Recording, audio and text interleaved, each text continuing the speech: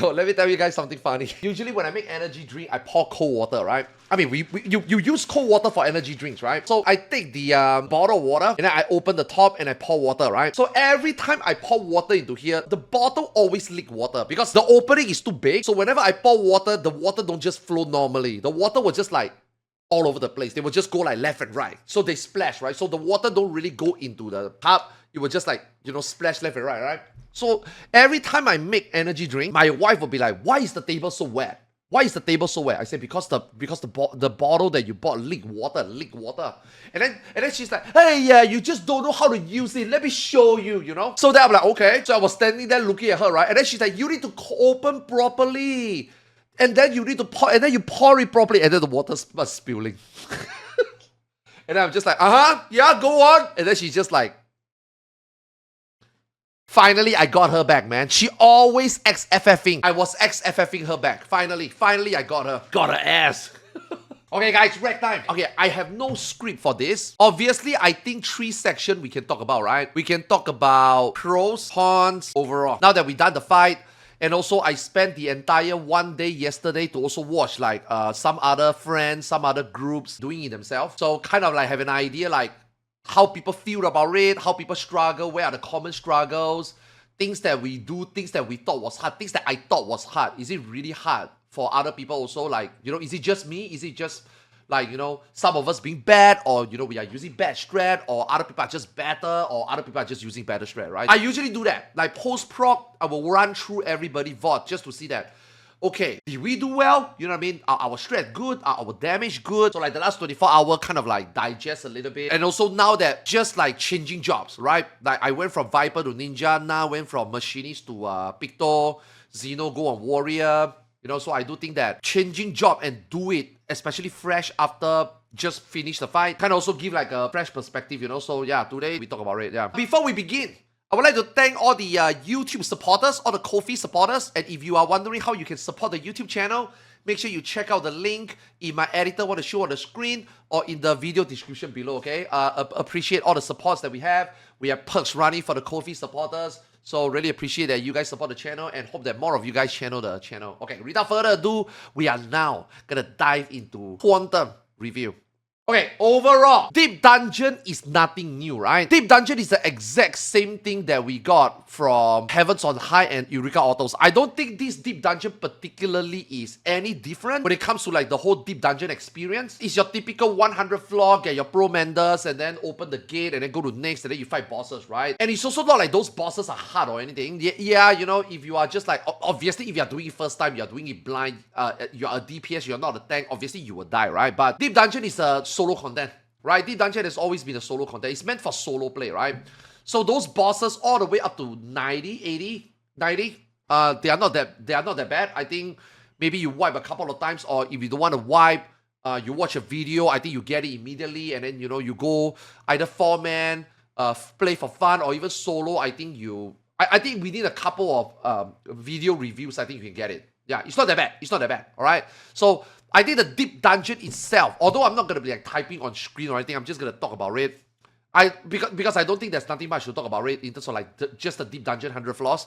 I think overall it's the same thing. Aesthetically, it looks a lot better until the desert. But otherwise, like in the palace and stuff, I thought it was really nice. Yeah, like aesthetically. Also like new layouts, you know, the map is like, some rooms looks like hallways, some rooms are like different shape.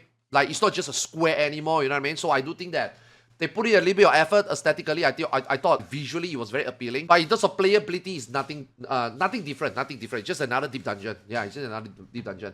Now, what's different? I think the checkpoint is super amazing. Yeah, the checkpoint is also super relaxing. Correct me if I'm not wrong, right? I think the checkpoint is like 20, 50, 70, right? Instead of like the previous Deep Dungeon that you have to do from 30 all the way to 100. And I don't think people PF it because it's too long, right? Now you can do 50 and then 70. I think a lot of people are attempting it. So like for people that back then didn't even attempt Deep Dungeon, even if they are like say mid-core or casual players, right? Or even hardcore players, right? They didn't even bother past 30, past unlocking the leveling part of Deep Dungeon. This time I think everybody will be, like 100%, I think everybody will try it. For sure, I think 100% people will try it. It's more encouraging, right? And the reward, you don't really need to do like high level or climb all the way to get reward, right? You know, like all this luminous oil, you can farm from 50 onwards. You can get the mounts, you can open a curse horde. Again, the usual deep dungeon stuff. I feel like more people can get in and save time and farm stuff or just have fun. Or even have the glimpse of what 50 pluses onwards bosses look like, 70 pluses onwards looks like.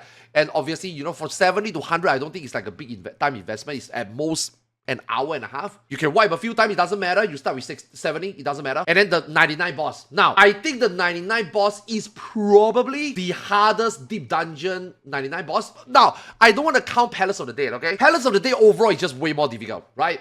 The fact that Palace of the Dead is 200 floor and Palace of the Dead bosses, I think, was way harder, right? But if you compare like all the bosses, I do think that the Quantum 99 boss is probably one of the hardest one and also the most punishing one. Like, it just one-shot you. Like, you just die. Like, holy shit, you actually need to proc the fight. I don't think you can go in blind or even with minimal information one time and just clear it. I done all the deep dungeon, except for Heavens on High, but I feel like the Quantum 99 boss does feel like, wow, you can actually wipe. You actually might have to die to learn.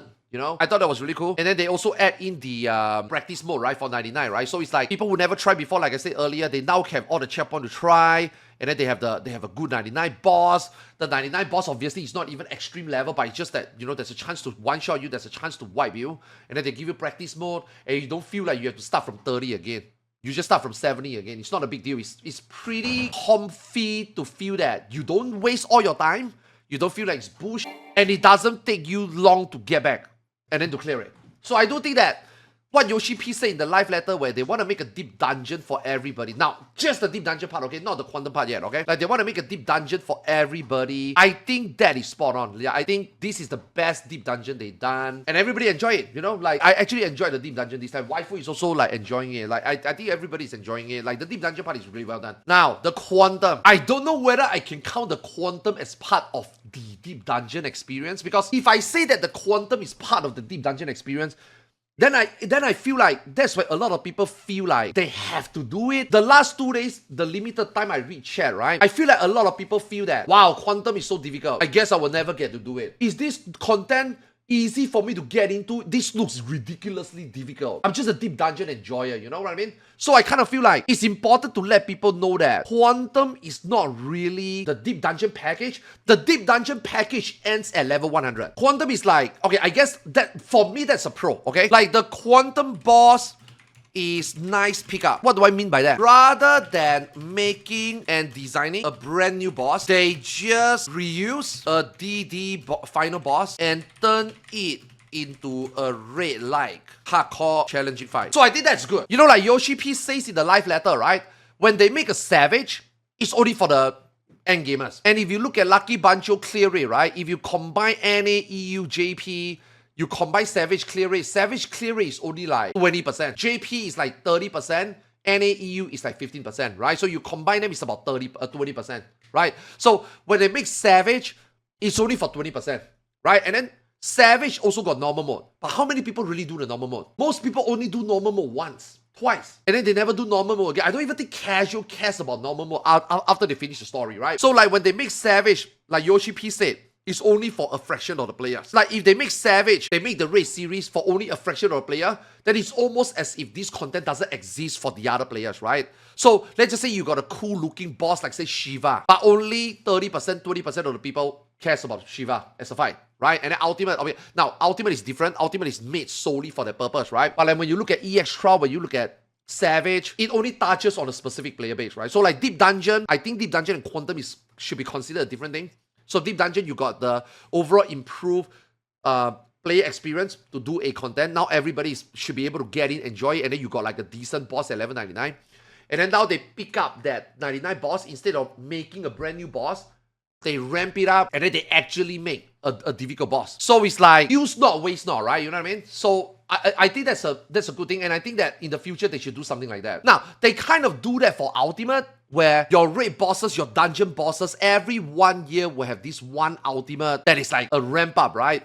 But those are not enjoyable by literally anybody, right? You know what I mean? So like I feel like Quantum is like, yeah, you finish Deep Dungeon, you unlock this, it's challenging, we actually make it difficult, raiders can try it. Now, there comes another pro, is that even though it's hard, people call it Q40, right? Like Q40 is really hard, so even raiders might think it's impossible. But you can do different version of it, from 15 to 40 offering. So I think this one is also kind of like encouraging. So if you're not like an ultimate raider or savage week 1 clearer or like a world progger or hardcore raider, right? I think that overall, okay, yesterday we tried 15 a little bit. I told my wife there's no way she cleared 40. Not unless she spend time like an ultimate in PF. There's no way. Or you find a static. Now, I don't think waifu will ever find a static, right? Waifu is just chilling in this game, right? She's just partying and stuff, playing with friends, right? But yesterday, after doing 15, I think 15 is doable. 15 is completely parkable, and I hope that one day, like you see, PF have people doing it, but they are just attempting it. At some point, PF will realize that, nah, this is not worth the time. Eventually, if they really want it, they will just find a static for it. Number one, 4-man static is easy to find. 4-man static is not hard to find. It's not like an 8-man static. It's a lot easier to find. Fight is shorter. Realistically speaking, if you're in the static, I think you can clear the fight. But I think 15 is doable. And also 15 gives good reward. Because 15 and 40 almost give the same exact reward. 40 offerings give X amount, 15 offering give X minus Y amount, right? Mechanics are somewhat similar, a little bit easier, but somewhat similar. But it's still difficult, it's still challenging, it's still fun. And then you still get rewarded kind of the same way. You are not missing out on anything. The only thing you miss out, 15 versus 40 is maybe only title. I think it's only title. And also obviously sense of achievement, right? But I think the fact that it's split into 3 is pretty good. Yeah, people can practice. You don't feel that you are left out. You don't feel FOMO. I don't think you feel FOMO. I think everybody can enjoy the challenge, can partake, and everybody can get the same reward. So I think that's pretty okay. I think for me, that's a pro. Now, number 3. This one, I think for me is the biggest pro. Solidify the fact that Square Enix / FF14 team can make 4-man content. Because let me tell you, it's not the only 4-man content. We got Criterion, but Quantum is definitely the hardest 4-man content. Like hands down. Criterion is also hard, but Criterion is separate into 3 bosses. You are fighting 3 bosses, 4 to 5 minutes each. 4 to 5 minutes of a fight is very easy. You just do a mechanic 1 time, 2 time, and then they don't like maybe make crazy overlap, and then you are done with the fight already. So it's very easy to like divide and conquer. So Criterion is like a lot easier in terms of that, divide and conquer. 3 bosses, 3 minute, 5 minute fight, done, right? But this one is the actual raid duration, 10 minute, 4-man, savage mechanic, and I would even argue that some of them are indeed ultimate mechanic. So Zeno was watching reading a post earlier, right? Some people think that Quantum is like underselling. I don't think so, man. I really don't think so. I think if you do it, and especially if you're hardcore raiding it, blind progging it, I think this content is as hard as a 4-man savage content. And I do think that there's some mechanic that is not like specifically one mechanic, not like say, oh shit, like Rampant, not like say, oh shit, Elegant Rod. You know what I mean? Like there are some things in the fight that does require attention of almost an ultimate raid. I do think so. I will talk about it technically later, like part of the fights later. But overall, I think difficulty is good. I think, you know, they can make 4-man content. And honestly speaking, man, I feel they should focus more 4-man content moving forward. I feel like 8-man is too much already. Okay, when I say that, I don't mean like don't do Savage, don't do Ultimate. You know what I mean? Like it's already bare minimum, right? We are only getting a Savage every 9 months, and we are getting an Ultimate average every year. So I do think that, fuck it, just leave it there. Just leave your 8-man with just Ultimate and Savage. Enough. Honestly, I think it's enough. I don't think they should think about like say, oh, and also EX Trial, right? I don't think they need to think about making more 8-man content anymore. I think it's enough.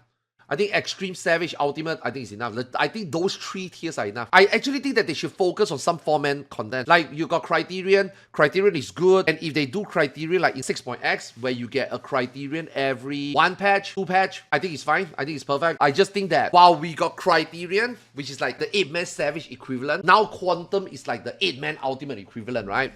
So maybe they can start making like more 4-man content. Maybe make like a 4-man Extreme type of difficulty. You know, maybe explore that part. And then obviously, just like Savage, right? Savage is every major patch you get Savage. Every 2 major patch, you get an Ultimate. But we are only getting 1 Quantum. Because Quantum comes from Deep Dungeon, right? And then Criterion is like, the last time they did 3, just like a Savage. But this time, they are maybe only making 1 or 2. So maybe they should focus like, every Savage should have a Criterion. Every Ultimate should have a Quantum. So if 0.0 drop Savage, 0.05 should have a Criterion. 0.1 have Ultimate, 0.15 should have Quantum. You know what I mean? Like, I feel like maybe moving forward, they should focus on 4-man content to release like that, you know? So all of us have a 4-man Savage, 4-man, 8-man Savage, 8-man Ultimate, 4-man Ultimate to like look forward to. I think that would be good. Same for Extreme, right? Every time they put an EX Trial, there should also be a 4-man EX Trial. Deep Dungeon and Quantum is a good example, right? Like I said, you got Deep Dungeon, you pull 1 boss out, and you make it Quantum. Every patch, you got an MSQ story dungeon, right? The last boss of the MSQ dungeon boss, the last boss, should also have a EX version 4-man. You are not really wasting development time because you are not making a brand new boss, brand new visual, brand new mechanic, and brand new design, you literally just take a content boss and just you ramp up exact same mechanic, exact same look and feel, one more op, one more face, one more overlap, one more mechanic. You know what I mean? Rather than a brand new boss, brand new visual, brand new design, brand new arena, brand new mechanics. Does that make sense? So I think development-wise, reuse it is not a bad thing, because I think Deep Dungeon and Quantum show that, you know, they can coexist, right? So maybe they can do a 4-man extreme, just with MSQ dungeon boss into a extreme 4-man boss, right? I think they can do that. Like I said, I think they should focus more 4-man content moving forward. Easier to organize, easier to find the static, more accessibility. Definitely feel satisfied clearing Q40. In my opinion, as good as clearing a Savage fight. Definitely not crazy like Ultimate, but does have alt mechanics. Okay, so let's talk about some of the alt mechanics. This is where we're gonna look at the video. Okay, like I said earlier, I'm not gonna specifically talk about, like, say, one specific mechanic, but dude, the entire fight, this whole fight, the fact that you have to juggle black and white to fight different bosses. Like Ultimate, for example, if we think about DSR, right? DSR is very simple, right? Kreiskuga and Nidhogg. You just put one party on each dragon, and then on important key point, make sure that they are balanced, and for like 10 seconds, everybody maybe hit one particular one. Balance done, right? So like in Ultimate, a 3-minute phase, which involves S phase. Usually there's nothing to balance. It's usually just one party hit once. And then for a split second, everybody focus for 5G, CD, 6GG, and then done, right? Same for Eden and Gaia, right? Each party hit one, and then after that, she jumps, you focus here, she comes back, you focus that, balance, and then just for that split second of Akmon, you balance them. So it's like, I feel like that is a lot easier to manage versus they do. This one, you have to balance black and white paddle. You have to look at 4-man DPS difference, and then the healing check is insane. Healers can't DPS much, and then you got so many different DPS job in the game, and some of them are red buff, some of them are high A DPS. It's all over the place, man. Like that, balancing the black and white on these bosses is a lot more difficult than, say, even like Neil and Twintania, Eden and Gaia, and Nihon and Kreiskuga. I think this is way more difficult, you know. And then also you have a debuff to manage. How many times people forget to refresh? It's so common, right? It's not even in Ultimate. Ultimate, you don't even need to refresh. So I think that the swapping part is already harder than almost every Ultimate dual target that we ever done. I think like that one is definitely on par with Ultimate, you know. But again, player in this game is shit at target swapping. Players in this game are very used to tap a target and just do rotation. Why do you think PF suck at evening out Nidhogg and Kreiskuga HP, or even Eden and Gaia? Because players are just not used to it. Why do you think people struggle with M6S? Because people struggle with target swapping. So the fact that this boss has target swapping and a debuff and different job with different damage profile. Like you guys saw me do Viper, right? Viper is very easy, right? It doesn't matter which target I do. If I can swap and balance, I swap and balance. Ninja, I cannot do that. Just now when I do Ninja, I cannot do what I do for Viper. Sometimes when I press Trick, sometimes when I press Mark, that 20 second, I have to stick to the boss. Now, initially, I thought, because Mark is AoE and Trick is AoE, I just thought that, okay, at this point, I'm targeting this boss, Trick attack is AoE, so if I Trick attack, even though the other target takes 0 damage, Trick attack will be on, right? So if I switch color, like I switch on Viper, I switch target, the Trick is still on, right? Nope, it doesn't. It doesn't stay. That's why just now I was very surprised it doesn't stay, because I only thought Inbound don't spread buffs, but apparently 0 damage also doesn't. Now I could be wrong. Maybe I'm not standing in the hitbox enough. I could be wrong. Just not only do like barely half a lockout. I need to try again. But my point is, different job gotta play it differently. There is definitely a difference, I feel. I think that is an ultimate require attention span on target swapping. And also you have to do this for, guys, you have to do this for 10 minutes, man. Ultimate is only a 3-minute phase. This is a 10-minute. The entire 10-minute, you gotta do it. So I think that alone for the entire fight as a mechanic, I think that is already ultimate level already, because Savage don't even do that, right? Now, this could just be just this one fight, right? Mr. Osman made this fight particularly like that, right? Maybe next time the Quantum will just be one boss. We don't know. But this time he dictates that 2 bosses, juggling debuff, juggling DPS, balancing DPS. He dictates that's part of the difficulty. And I think you cannot ignore this, because I do think that this is part of the difficulty. And then throughout the fight, man, dude, some of these mechanics are crazy fast, man. I personally hate this mechanic the most. This mechanic right here. I hate this mechanic the most. Let me tell you, a lot of people don't know about this mechanic. This mechanic right here. This mechanic right here. This in or out, bait or standstill mechanic. Individually, This mechanic is easy. Easy to understand, easy to dissect, easy to learn. But even then, where they put in this mechanic in some part of the fight is very obnoxious. Like, you got so many things you have to keep track. This introduction at least is okay. You know, you just have to do extra flare and then they comes into this. Like, later in the fight, they do like Elegant Rod plus this. And then after that, later in the fight, you gotta do Daddies plus this. And then after that, later in the fight, you got Suck In plus this. You know what I mean? So, the overlap of that mechanic is extremely, in my opinion, extremely difficult to pull off. Because the pattern is different. Some pattern is easier. In and stay still is easy. Out and stay still is easy. In and bait is tricky. Bait is first is even trickier. Out and bait is easier. Out and bait doesn't matter whether it's bait first or out first. It doesn't matter. But there are tricky patterns, you know. And sometimes when you get a really tricky pattern on a specific mechanic overlap, that mechanic is actually not easy. Now, individually, it's very easy. Because if you just do it individually, everybody does mechanic very differently, right? But again, like I say, I told you, I do reviews, right? I watch other people's video, I watch other people live. The easiest way to do that mechanic is always dissect the mechanic first. Let's just say if it's out and stack, you go out, you get ready to stack, then you look at the cast bar, which one is first. That one is what I saw commonly everybody do, and I think that is the most consistent one. Because the problem with some groups, and especially I can tell you right now with our group, is that some people want to bait on the non-safe to walk into safe. Zeno like to do it in the middle. I like to do it at the top. Our range somehow stack with me. And because they like to do bait on non-safe, so for that one particular pattern, right?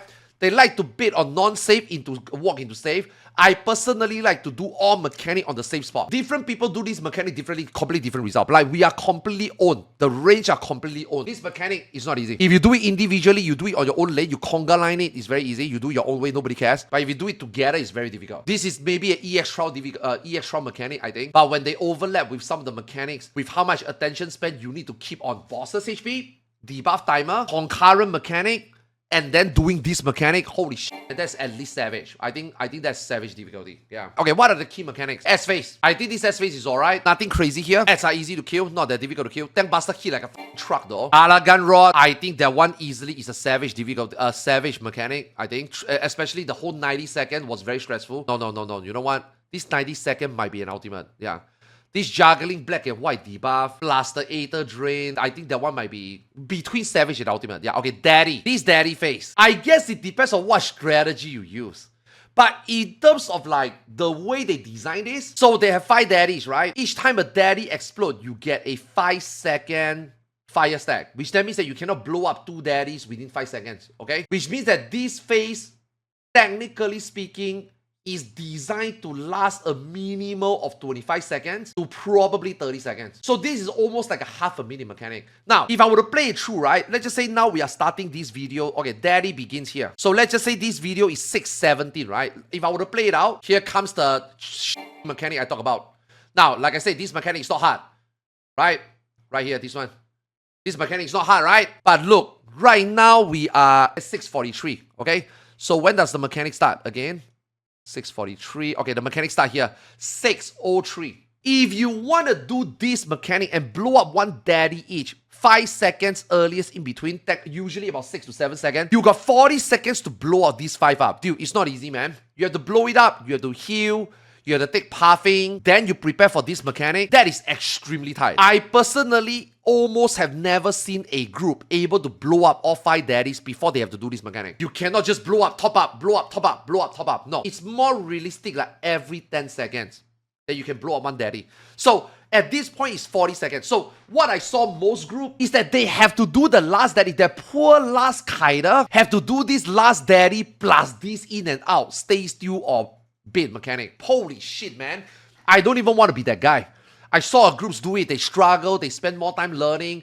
And even when they are ready to clear, having to like do this bait and not get the Daddy too close and not near a puddle and stand still for 2 seconds and not let the Daddy touch you to get a bounce stack. The guy that has to do that, if that is your strat, that is an ultimate mechanic. Now, for us, we adopted I call it the cheese strat, is that we combine these two. So we are -1 Daddy and we use the tank LB here. So we also make healing easier, which then means that the next pop can be faster. By the way, we didn't make up this strat. Some other group make this strat, so I don't know which group that is. Credit to them. This is an amazing strat. But you see, like when Na blow this one last up, look how much time now we have to prepare for this in and out. This strat makes it easier so that this supposedly ultimate mechanic in my books now then become a savage maybe mechanic. So you make more mistake, man. It's still difficult, man. It's still hard, right? But this strat just make it easy. Now, oversight, maybe. I don't know whether this combined explosion should be mitigatable by a LB2. It does a lot of damage, guys. It does a lot of damage even with LB2, okay? It does a fuck ton of damage even with LB2. So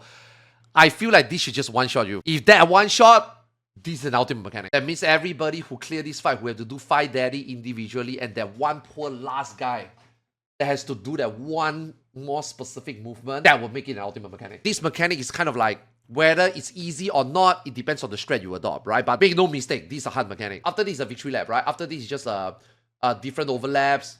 Yeah. But overall, this whole fight, the hardest thing is the tank and healer. I don't know whether there is any other fight that fucks a tank so hard. This might be the hardest to tank boss in this entire game. And this might be the hardest healing fight I think a healer gotta do. I think. Because 8-man content is very easy, right? You got a co-healer to help you out. You always have enough tools, if not extra tools, to always be able to overheal, over-mitigate, or just even solo heal. Amen. I mean, that's why you see people solo heal Savage. You see people solo heal Ultimate, right? Now, Ultimate is obviously a little bit different, but like just say Savage, right? You always got the extra someone. You got that pure healer to top up. You got a barrier healer to mitigate, right? This content is only one healer. So you can choose to be a Sage. You can choose to be a Scholar. You can be a White Mage. You can be an Astro. I think all of them will all struggle. Maybe Sage is struggle least. Maybe Astrology is best. I don't know, right? But my point is, this is the hardest to heal fight, I think. This bleed, don't fuck around. There's not enough mitigation to go around. I mean, bleed can be mitigated by mitigation, right? For lesser takes. But there's not enough mitigation to go around. You got lesser players. If you got 2 melees, you got 2 Fiend. You got 2 tanks, you got 2 reprisals, you got 2 healers, you got 2 mitigation, you got a wing, you got a barrier, you got 2 caster, you got 2 adults. You know what I mean? Now, everything is divided by 2. But the damage is not divided by 2. Healers still got an AoE heal. A red white, you got an AoE heal. 8-man, 4-man, you still got an AoE heal. But now you got lesser mitigation. And you have to do with bleed. Like I said, this might be the hardest to heal fight for any healers, right? But obviously they know that, and they also expect that you should be able to do it with any healer. That's why they allow you to use potion. That's why they allow you to use this potion. Now, I will say this potion is somewhat mandatory in some mechanic. Unless you want to do it hard mode, unless you hate your fucking healer, this potion is designed. They want you to do this fight with this potion. This potion is somewhat mandatory, okay? In a way, I think it's a nice touch that they implement consumables in a different way to the fight.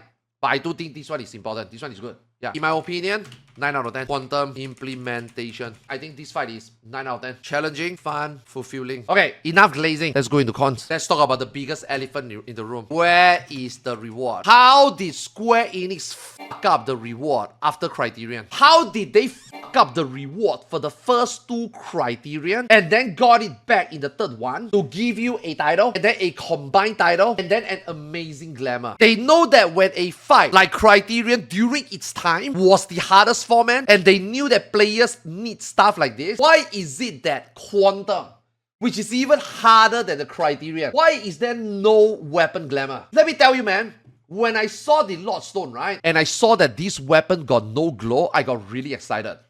Because I really thought that Quantum will give us the same weapon with glow. Because every deep dungeon weapon has got glow. This one doesn't. So initially, I thought that, okay, they throw a bone to the usual deep dungeon players, right? You have a weapon, right? But then the Quantum would have a glow of this. You know? I was actually excited. All we got was sack. Not even guaranteed mounts for leader for the 40 offerings. All he got was 8 more sacks. Lamau, why are we going down this path again? Now, title is good. The Mona of Light's fine, okay? But dude, you gotta give us a glamour, man. Because this is what sticks. It's like an ultimate. Some people don't really care about the legend. Some people do. But it's the weapon. The title is nice. But the weapon is what seals the deal. It's what makes it worth. Worth trying. Worth attempting. Worth sacrificing sleep for. You know what I mean? Whether the weapon looks shit or not, doesn't matter. Title and weapon is the package. You can't just give a title. Criterion already shown you and you already learned that it was not enough. That's why this weapon, right? So why did quantum skip it? For me, that's the biggest con. That's number one con. Number two, tap targeting. Final Fantasy XIV tap targeting is one of the worst tap targeting in any MMO I ever played. Now, this includes FF11, okay? FF11 tap target was also really bad. But FF11 tap target is manipulatable. Final Fantasy XIV tap target is also somewhat manipulatable, okay? Okay, yes, you can play around it, yes. This screen is split into half. From your character model, this thing is split into half. Tap target is tabbing the next target on the right side of this imaginary line, okay? So let's just say if I target myself and I tap target, it will be this target. Now, I need two targets. Okay, wait, let me go to another place to demonstrate. Let's just say you got multiple targets side by side, okay? So, now, obviously, if you tap target, it's 50-50. Worst case scenario, you tap 2. That's fine. But what if you are doing M6S, where you got a lot? Dude, it's hard to tap target. This game doesn't have smart targeting like World of Warcraft. World of Warcraft has one of the best tap target systems. World of Warcraft always seems to know which one you want to tap target to. I don't know why. I mean, they call it smart targeting. What is the actual algorithm? I don't know. But if you talk about Final Fantasy XIV, Final Fantasy XIV tap target is really bad. Now, you can manipulate it. Just like Final Fantasy XI, you can manipulate it. So like I told you the imaginary line earlier, right? Let's just say I want to target that one fast. I tap myself. I shift my camera so that the target is on my right side. I tap, it will be it. I want this one, this one, this one, this one, this one, this one, this one, this one, this one, this one. Now, two target, easy. Now, okay, multiple target. Here comes the headache, right? Now, I want to target this one. This one, this one, this one, this one, this one, this one, this one, this one, this one, this one, this one, this one, this one, this one, this one, this one, this one, this one.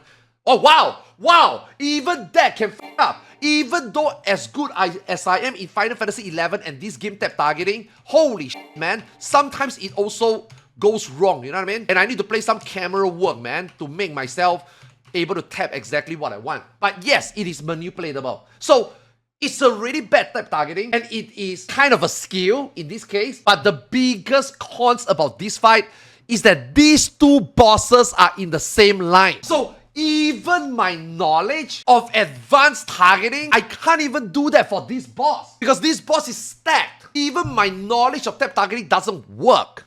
Now, you can say, enmity list. I know the enmity list is an option.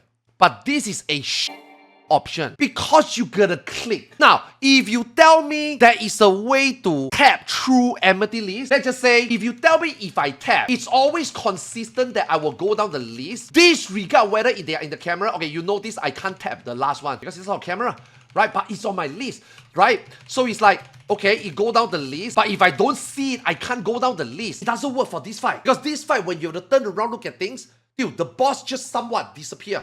And when you tap, you're only tapping one. Even if it's on the enmity list, I can't tap to the second one. So I can't even rely on the enmity list. So how do you make the enmity list work? You gotta click it. It's very f***ing annoying. You guys, bro, who plays MMORPG clicking things? Now, another thing, if you make it a nameplate and we can click, that's fine.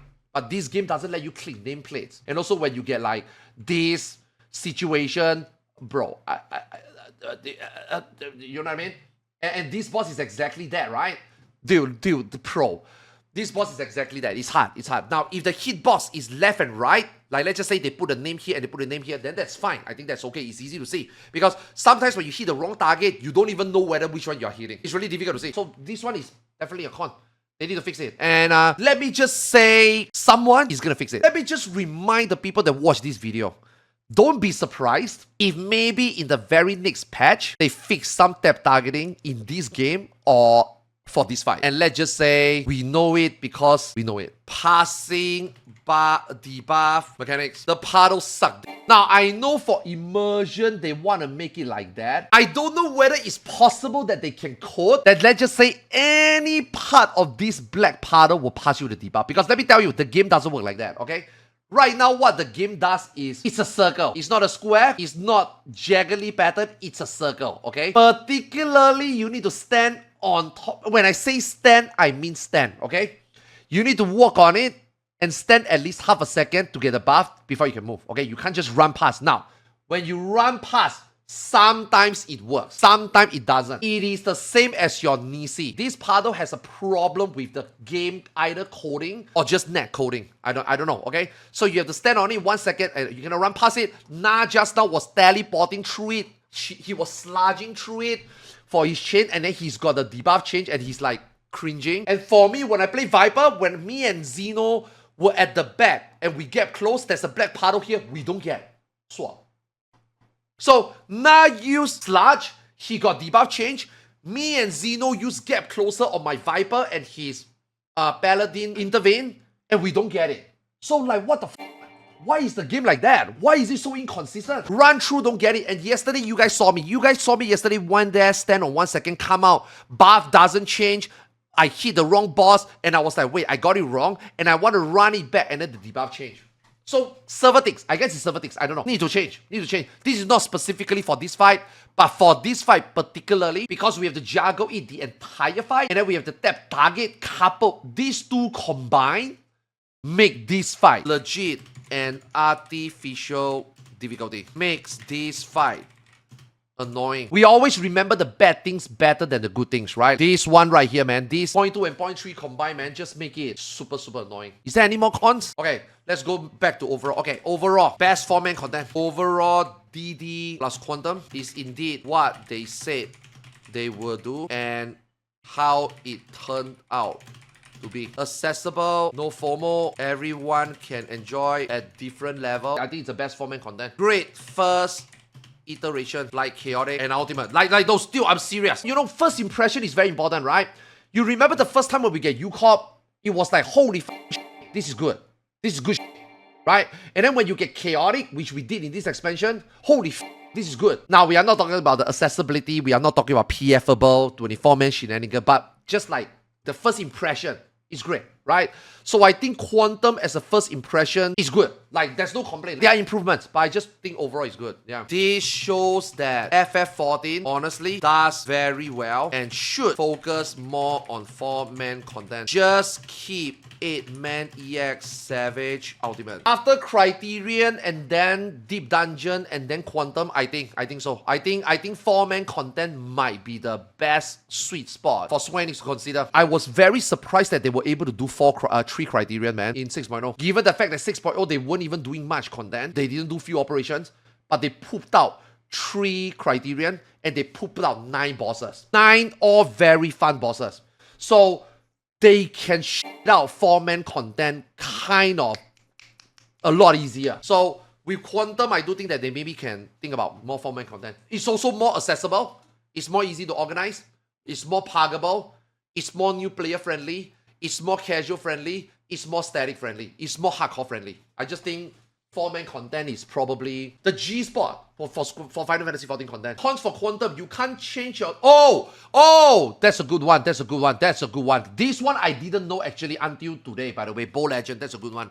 Okay, Aether Pool idea is great. No need to farm beasts or do other content to access this content, but Aether Pool stats are fixed. Some jobs get too much skill speed and spell speed, for example. That's why today when I played Ninja, I was like, holy fuck, this is a little bit too fast. This is not the Ninja I expect. But honestly, man, I was very disappointed when Ultimate was delayed, but we were very hyped about Quantum, and now personally progging Quantum.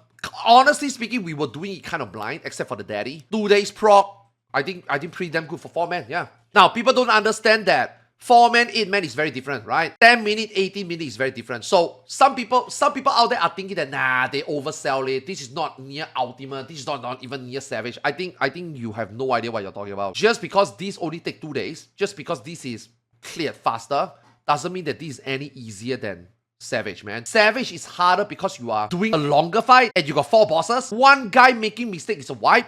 So sometimes it's not even like individual learning. Sometimes it's just getting sent back. This one is a lot easier because you got 4-man instead of 8. But that doesn't mean that mechanically or doesn't mean that individual responsibility is any more lax or easier. You know what I mean? It's easier to organize. Fight is only 10 minutes. If this fight is scaled to 8-man and 18 minutes, this fight would have been harder than FRU. But because this is 4-man and 10 minutes, and now they use this special term Quantum for it, I do think that this is a difficulty on its own. This is between Savage and Ultimate. This has Savage mechanics, and this does have Ultimate mechanics. So overall, I think they did exactly what they did. They designed exactly what they did.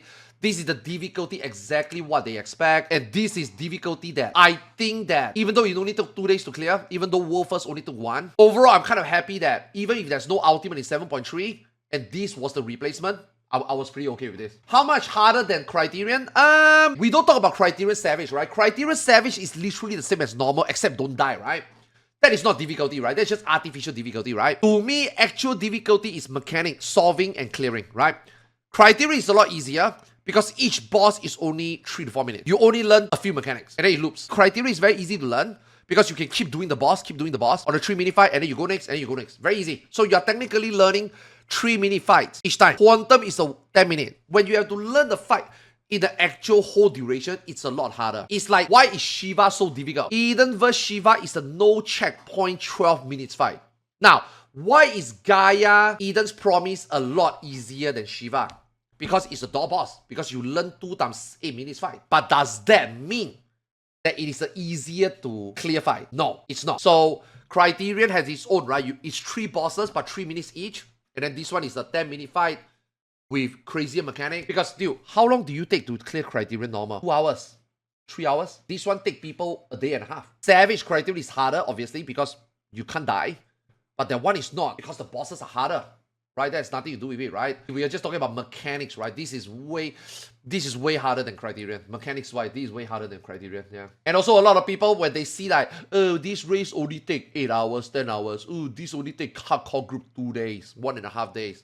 Yeah, because you guys are talking about people who are no-lifed it, man. People who are no-lifing it like ourselves, and people who are no-lifing plus that good, like the world first players. Still, I don't know whether Park can clear Q40, man. I really don't know, man. There might be a few degenerate Parks that can, but like overall, generally like a Savage tier, where every Park generally can clear all 4 turns. I don't think this one generally Parks can clear this one, man. This one might be as degenerate as an ultimate, that you really gotta grind, and you really need helpers, and you truly need the no-lifer degenerate Pagas to be able to clear this, I think. I don't think Q40 is generically like Savage clearable. Q15, I think yes. And I hope so. I hope we can get Q15 in PF generally as like every day. If you can see like 10, 20 Q15, I think that would be really good. That would be fun. Yeah, that would be